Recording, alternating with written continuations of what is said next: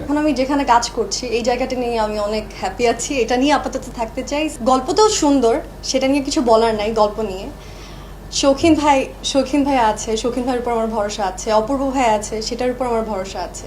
আগেও আমাদের কাজ হয়েছে অপূর্ব ভাইয়া আমার, শৌখিন ভাই আর মন্দোয়ারি, তারপর মেঘবালিকা। আমরা তো জানি ওইটাতে অনেক রেসপন্স পেয়েছি। স্পেশালি আমার জন্য আমার ক্যারিয়ারে আমি বলবো যে সব থেকে বেশি রেসপন্স পেয়েছি ওই দুইটা কাজ থেকে।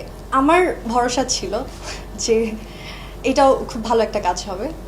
এটা আসলে আমি শৌখিন ভাইয়ের উপর সারা জীবন কৃতজ্ঞ থাকবো। শৌখিন ভাই আমাকে নিয়ে এরকম একটা স্টোরি ভাবছে এবং অপূর্ব ভাইয়া সেটাতে রাজি হয়েছে। And না, it's our না, pleasure, না, না, না, না। and you're welcome. না হ্যাঁ।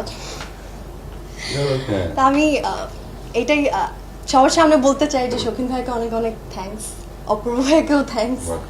আর আমি আসলে যতটুকু পারছি, দর্শক আমাদেরকে যতটা ভালোবাসা দিছে এই দুইটা কাজ থেকে, এটা আসলে মানে আমি একা তো কখনোই পারতাম না। এই পুরাটাই হচ্ছে অপূর্ব ভাইয়া, তারপর হচ্ছে গিয়ে শৌখিন ভাইয়ের জন্য আমাকে এত হেল্প করছে। আচ্ছা। ভালো না খারাপ সেটা আসলে অবশ্যই ভালো, কিন্তু এত ডিটেলসে না বলি, ওইটা আমাদের ডিরেক্টর ভাই বলবে।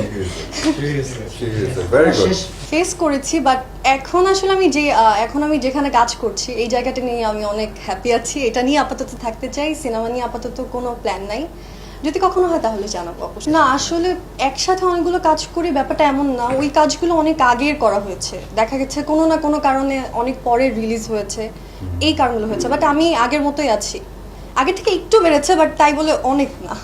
কাজের জায়গায় সবাই সাপোর্টিভ, না হলে তো কারোর সাথে কাজ হতো না। বাট হ্যাঁ, অপূর্ব ভাই সব থেকে বেশি সাপোর্টিভ। আমার কাছে মনে হয় যে কাজের কোয়ান্টিটির থেকে কোয়ালিটিটা থাকা দরকার অনেক। আর এটা আসলে আমার বরাবরই আমার ইচ্ছা ছিল যে আমি অনেক বেশি কাজ করব না, যেটাই করব ভালো করব। এবং এটা আসলে আমার শিখে আসা, পাপ্পু ভাই আমাকে শুরু থেকে শিখাইছে এটা, তারপর শৌখিন ভাইয়ের থেকে শিখছি, তারপর মানে চেষ্টা করছি ভালো কাজ করার।